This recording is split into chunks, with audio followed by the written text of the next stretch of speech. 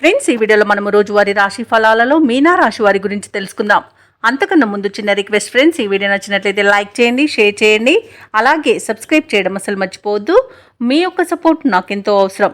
ఇక మీనా రాశి వారికి ఈరోజు చూసుకున్నట్లయితే చాలా కాలంగా వేధిస్తున్న స్థిరాస్తి వివాదాల నుండి బయటపడతారు.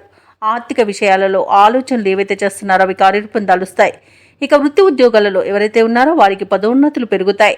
ఇక వ్యాపార విషయమై పెద్దల సలహాలు తీసుకోవడం మీకు ఎంతో మేలు చేస్తుంది. ఇక విద్యార్థులకు నూతన విద్యా అవకాశాలను లభిస్తాయి. ఇక ఈరోజు పుణ్యక్షేత్ర దర్శనం చేసుకుంటారు. దేవాలయాన్ని దర్శించినప్పుడు మీరు ముఖ్యంగా గుర్తుంచుకోవాల్సింది మీ ఇష్టదైవం యొక్క ఆరాధన అనేది మీకు మంచి చేస్తుంది. కాబట్టి తప్పకుండా దిశగా ప్రయత్నించండి. ఇక మీనరాశి వారికి మంచి అదృష్టయోగం అనేది కలుగుతుంది. వ్యవసాయదారులకు పంట లాభం కనబడుతుంది.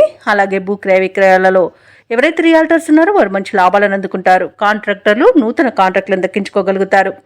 ఇక షేర్ మార్కెట్లో ఎవరైతే పెట్టుబడులు పెడుతున్నారో వారు మంచి లాభాలను అందుకుంటారు. ఇక అన్నింట ఆర్థిక ప్రయోజనాలు అనేవి చేకూరే రోజుగా చెప్పవచ్చు. కుటుంబ సఖ్యత అనేది ఏర్పడుతుంది. అలాగే వ్యాపారస్తులకు నూతన వ్యాపారాన్ని ప్రారంభించడానికి మంచి రోజుగా చెప్పవచ్చు. ఇక వివాహ ప్రయత్నం చేస్తున్న వారికి వివాహం నిశ్చయమవుతుంది. అలాగే బంధుమిత్రులతో ఈరోజు విందు వినోదాది కార్యక్రమాల్లో పాల్గొంటారు. ఇక ఆర్థిక ప్రయోజనాలను పొందుతారు. ఇక ఈరోజు మీనరాశిలోని మహిళలు ఆభరణాలను, గృహోపకరణాలను కొనుగోలు చేస్తారు. ఇక విదేశాలలో విద్యాపరంగా, వృత్తిపరంగా, వ్యాపారపరంగా ఎవరైతే నివసిస్తున్నారో వారు స్థిర నివాసం ఏర్పరచుకోవడానికి ఈరోజు మంచి రోజుగా చెప్పవచ్చు. ఇక మీనరాశి వారికి నూతన పరిచయాలు అనేవి కలుగుతాయి. ఆర్థిక విషయాలలో పురోగతి అనేది కనబడుతుంది. బంధువుల కలయిక ఆనందాన్ని ఇస్తుంది. ఇంటిలో శుభకార్యాల ప్రస్తావన అనేది వస్తుంది. సంఘంలో గౌరవం పెరుగుతుంది. ఇక బాకీలు వసూలై అవసరాలు తీరుతాయి. ఆలయాలను సందర్శిస్తారు.